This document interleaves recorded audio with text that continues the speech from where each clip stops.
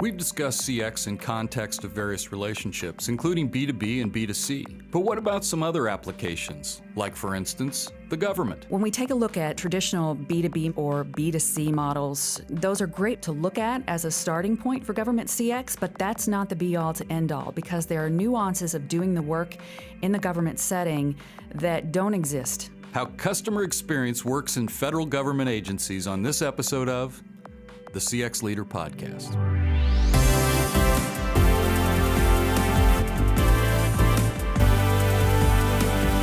The CX Leader Podcast with Steve Walker is produced by Walker, a business consulting firm that helps our clients unlock the potential of their customer experiences by placing the customer at the heart of all their business decisions. You can find out more at walkerinfo.com. Hello, I'm Steve Walker, Chairman and CEO of Walker Information, and also the host of the CX Leader Podcast, and thank you for listening. On the CX Leader Podcast, we explore topics and themes to help leaders like you leverage all the benefits of your customer experience and help your customers and prospects want to do more business with you. Today, we'll look at CX from a different perspective. Government agencies often get a bad rap for their service, and some of that may be well-deserved. But in today's customer economy, that's beginning to change as they are embarking on new programs to measure and improve the customer experience. And all of us may be able to learn from their efforts and benefit from these improvements. My guest today on the show is Stephanie Thum, Chief Advisor of Federal Customer Experience at our partner Qualtrics, and we're going to talk about the differences in customer experience between government agencies and businesses. Stephanie, thank you so much for being here on the podcast. Thanks so much. I'm really looking forward to speaking with you. Well, you've got a tremendous background in customer experience, so why don't you start with just telling us a little bit about what you've done and then also what brought you to Qualtrics? Okay, sure. So my background is in journalism. I started my career as a broadcast and print journalist way back when, and there were such good lessons learned and able to be translated to the field and practice of customer experience through my background in journalism, like how to tell the customer's story, how to ask great questions, how to find great and reliable sources. For example, when we do this work in customer experience, the sources that we use are customers and employees and stakeholders sometimes to do a better job. But after a start in journalism, I did some work in healthcare marketing and PR and events, eventually landed at the Big Four accounting firm of Ernst & Young. And that's where I really found that intersection of where business development meets marketing, PR, and a customer's story. And it was at a time when we really didn't even have that word yet, customer experience. And so as part of my job at Ernst & Young, I sat down with the CEOs and CFOs of the organization's biggest clients and asked them one-on-one, what are we doing well? What could be better? What are your challenges coming up in the next 12 to 24 months that we need to be aware of so that we know how to best work and partner with you to make sure that you have great experiences with our organization? And through doing that work, it became really apparent early on that it had so little to do, from a business development perspective, it had little to do with putting a flawless proposal in front of a client and more to do with, can they get you on the phone? Are the people that you're sending to work with them the people that you promised, and are they fitting in with the culture for that particular client? And it had to do with experience. And so I really started getting into that, left Ernst & Young and went to work for a law firm and started working with lawyers to build similar programs, getting customer feedback and building client teams, client-focused teams, multidisciplinary teams to rally around the clients of the firm. My family moved to Washington, D.C. about 8 years ago, and I saw that there was an opening for an agency-level CX lead for the Export-Import Bank of the United States, which is an agency that finances and insures exports toward the creation of U.S. jobs, and actually has competitors around the world that they're mandated by Congress to be competitive with. But I threw my hat in the ring. I didn't think anything would happen, but a couple of days later I got a call and said, hey, come talk to us. So that started off this immersion in the field and practice of CX, but in the government setting. Because when I went to work in government in 2012, that was still at a time when in government we really didn't have a sense of what CX actually was. There was an understanding of surveys, for example, but really not an understanding of what the practice meant and what it meant to actually incorporate CX practices as a way of doing things. And that's where the profession began for me. So I spent 4 years as the lead at the Ex-Im Bank for CX. And also at that time, President Obama had issued an executive order regarding customer service, and that brought on a multi-agency task force. IRS, SSA, VA, Department of Interior, and all of the large agencies came together to create a community of practice. And I served as an advisor to that community of practice. And so not only did I have a great opportunity to do CX work at the Ex-Im Bank, but I also had an opportunity to help other agencies who didn't have the experience just yet to quite understand what CX was and how we could possibly approach things on a larger scale, had the opportunity to listen to their problems and try to help them think through things as well as part of President Obama's task force. That's a really interesting background to get to this point, and as a taxpayer, I'm very encouraged that the government is looking at this. I think almost all people touch the government in one way or another, be it Social Security or the IRS. Talk about sort of the mindset. Has this been a difficult thing to ingrain this in a federal agency? It hasn't gone as quickly as I think citizens would like. And for the folks that come into government to serve, who want to do better and who want to do right by citizens and taxpayers, it probably hasn't gone as quickly as one would like. However, we are at an inflection point with CX in government right now. We've built and built and built. President Clinton issued the first executive order relative to surveying customers 25-something years ago. And then there was President Obama's directive. But now we also have a presidential management agenda. We have pending legislation that has to do with CX in government. And we have new requirements, actually. High-impact service provider agencies in the federal government now have new requirements to incorporate those practices and principles of CX as a discipline into the fabric of their culture. Hasn't gone as quickly as we would like, but we are at an inflection point right now, and it makes it a fascinating time. And in these mandates or these orders, are they actually asking them to hit measurable standards? They're asking them first to set standards. Okay. Now, every agency has its own mission, its own goals and objectives, and most agencies, especially the large agencies, are required to publicly report their performance.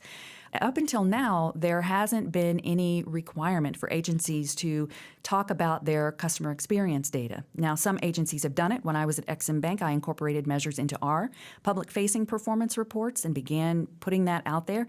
Now, the big agencies are required to do that. But what the mandates call for and what the directives call for is you guys got to get a plan. You got to think about this holistically, but here's a way to get started. And the most recent way, according to the new guidance that's been issued to the high-impact service provider agencies, they have given a lot of focus to surveys, customer surveys, as a way to get started with measurements. The new guidance encapsulates CX as a discipline, but it's very clear that we think this is a really good place where you can get started as an agency in measuring your customers' experiences with your agency. I don't want you to disclose secrets, government secrets here. I don't know if you have a top secret clearance or anything yet. No. But just if you could maybe just share in general some of the better practices or some of the things that you've seen that are coming out that are truly innovative. Oh, wow. Well, what I really like is when I open up an agency performance report and I see measures that truly tell the story of a customer's experience with an organization. That experience is more than about a customer satisfaction score. I think about an agency that oversees, for example, foster home placements. And one of their measures is how often children under a certain age are placed in foster homes, how many times they have to change. That really tells a very compelling and interesting story of that child's experience because they are a customer of that agency. So those measures and metrics that tell that story, they're very fascinating in my opinion. Now, we are seeing a lot of statistics and measures coming out that measure processing time, what the government calls processing time and customers call wait time. Right. And that tells an interesting story as well because we want to honor customers' time. And especially when I look back at my work at Ex-Im Bank and I think about some of the work that the VA does to process claims or the Department of Labor does to process certain claims and OPM, measuring and monitoring that processing time or that customer wait time is a really important first step to understanding customers' experiences with your organization. And if that's the right first place to start, then and it's on paper, then that's a step forward.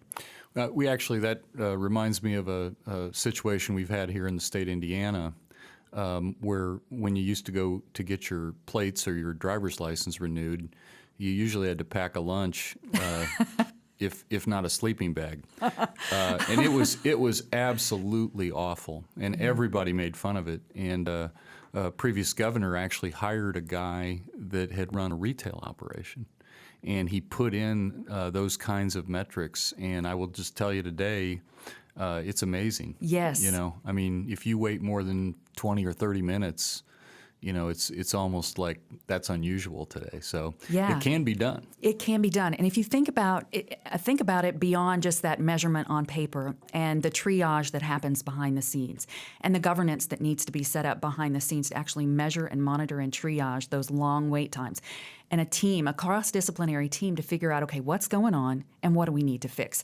So when you think about the work that goes into actually assembling those teams and getting them to meet at that regular rhythm and cadence to triage that wait time data, that's a big step forward, too, to get that commitment from a group of people to actually sit down and take a look at it and have an honest conversation without it seeming like a policing mechanism, which it can seem like that in government. Without it seeming like a policing mechanism, how are we going to do better? And how are we going to continue to track this to make sure we are actually doing better? So I love when I take a look at these measures that are in place, and when you see improvements over time, you know there's something happening behind the scenes and there's some work being done. But I love what you said about the DMV, because if you've ever seen the movie Zootopia, I have not, but I'm going to now. In the movie Zootopia, all of the city's services are run by animals. And the DMV is run by sloths. So, you know, what pop culture can teach us about CX and reflects to us back about CX can be pretty fascinating. And that's one of the best scenes of that, you know, when you think about CX and those pop culture references, I love that. You've got to, if all you look at is the sloth scene in the movie Zootopia, just look at it. You can probably check it out on YouTube, too. All right, podcast fans, you got to pull up the YouTube and go for the sloths and the DMV and Zootopia.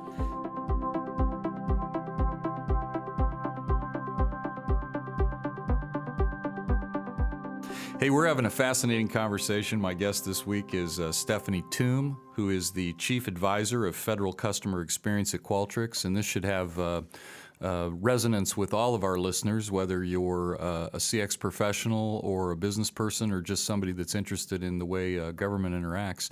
I was just thinking as you were talking, I mean, government serves not just consumers, but they also serve entities. Mm-hmm. And your other experience at E&Y and the law firm would be very relevant there. So what about the aspect of government providing services to business-to-business organizations? Oh, absolutely. And this is one of the very fascinating parts of government CX, in my opinion, because when we take a look at traditional B2B models or B2C models in CX, you know, those are great models to look at as a starting point for government CX, but that's not the be-all to end-all, because there are nuances of doing the work in the government setting that don't exist in the private sector. And so it's really important to understand, whether you're a business entity or just really trying to understand why does government seem to perform so poorly when it comes to serving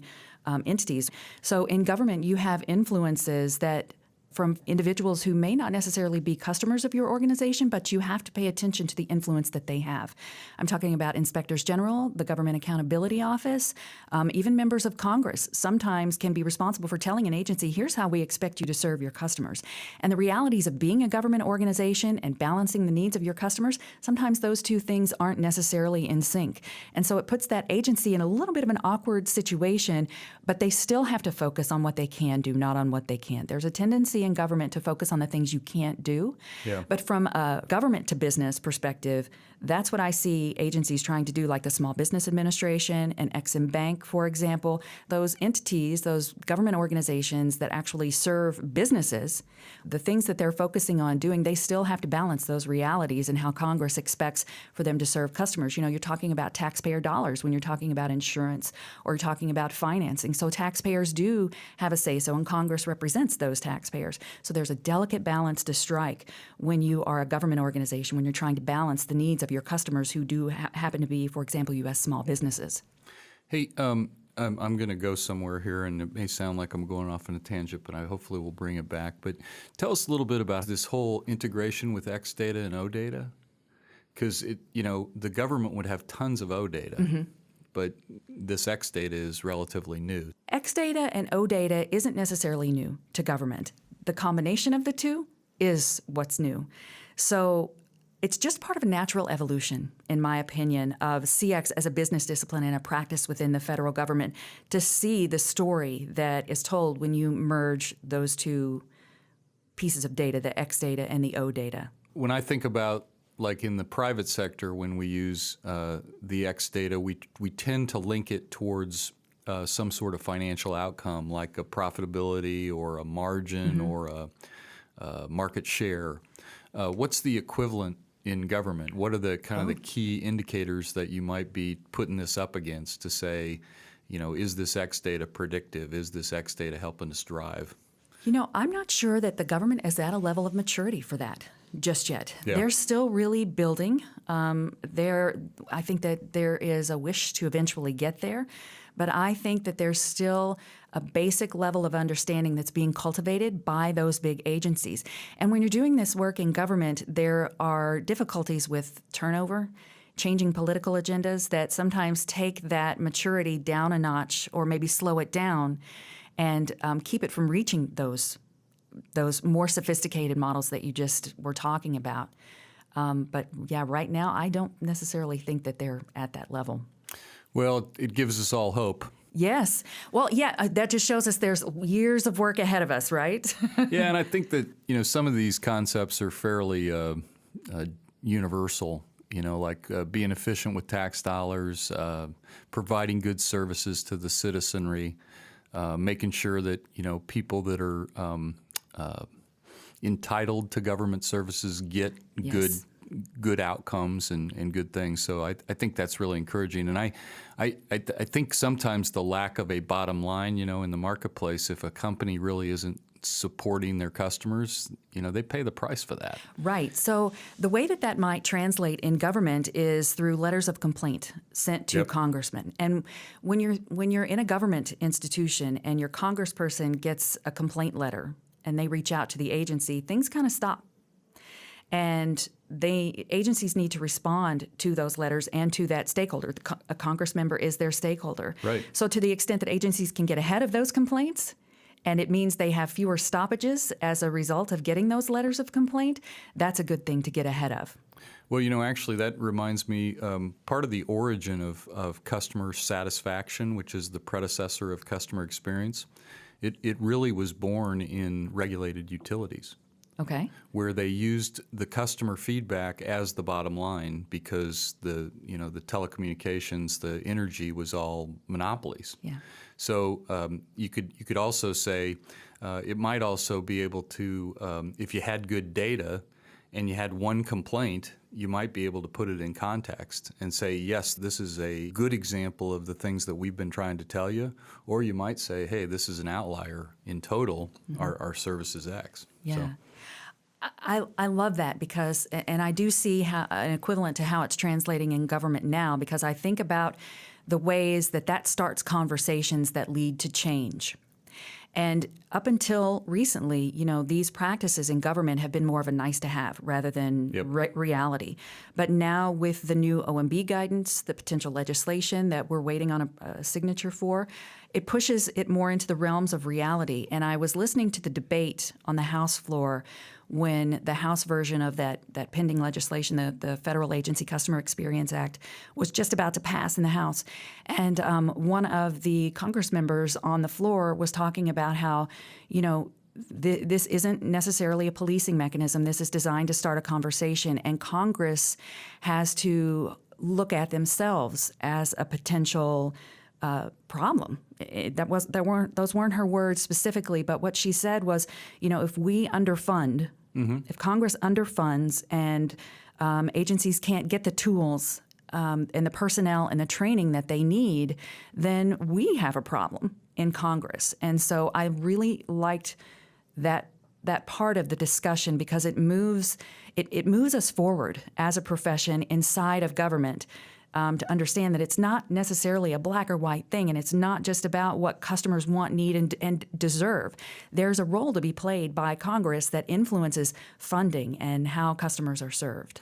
This has been a fascinating conversation. I'm really glad that we're solving all the problems with the federal government and that XM is the solution. Yeah. And Qualtrics and Walker are going to go solve that problem. No, that sounds great. And we really love what some of the tools are doing right now on healthcare.gov, for example. We've been able to see how the feedback tools have helped healthcare.gov to reduce taxpayer time spent on the website, improved the amount of turnaround time that has been associated with applying for service. Those tools that give real-time feedback into those government processes can be very helpful as a next step in this grand vision that we have to just do better for citizens. No, I definitely see it, and this has been a really fascinating conversation. You know, one of the features of our show is that we have take-home value. Okay. So most of our listeners are CX professionals, and you have a really unique experience having worked in both the private sector and the federal government. What one tip or two tips would you give our listeners based on your body of work and your experience as a CX professional? The first thing that comes to mind is focus on what you can do, not on what you cannot. I think when you're building this work, whether you're in the private sector, I experienced it working at E&Y and in law as well, and in government, it's so easy to feel defeated and like you're banging your head against a wall, like you can't get the cooperation and the influence and buy-in that you need. Focus on what you can do, not on what you cannot. The second thing would be to understand that the core competencies of CX are just that. They're core competencies. You still need to cultivate your ability to influence, communicate, and understand technology and how it all fits together. So those would be a couple of things that would rise to the surface for me. Those are excellent tips. We did a whole series on the top 10 characteristics of the CX professional. And one of them was, a couple of them were you have to be somewhat of a diplomat. Yes. So to use the government analogy. My guest today has been Stephanie Thum, the Chief Advisor of Federal Customer Experience at Qualtrics. You can learn more about our partner Qualtrics at qualtrics.com. Stephanie, thanks for being on the CX Leader podcast. If somebody wanted to get a hold of you, are you on LinkedIn or? LinkedIn and Twitter. Okay. You want to give your handles? And my handle is Stephanie Thum on Twitter and Stephanie Thum on LinkedIn. And that Thum is spelled T-H-U-M. That's right. And if you want to talk about anything else we discussed or about how Walker could help your business customer experience, you can contact me at steve.walker@walkerinformation.com or call me here in the U.S. at 1-317-843-8890. Don't hesitate to reach out to me. I'd love to tell you more. Don't forget to subscribe to the CX Leader podcast. You can go to walkerinfo.com/podcasts, and you'll find links to iTunes, Spotify, iHeartRadio, Google Play, and also on our own YouTube channel as well. Simply go to walkerinfo.tv to listen.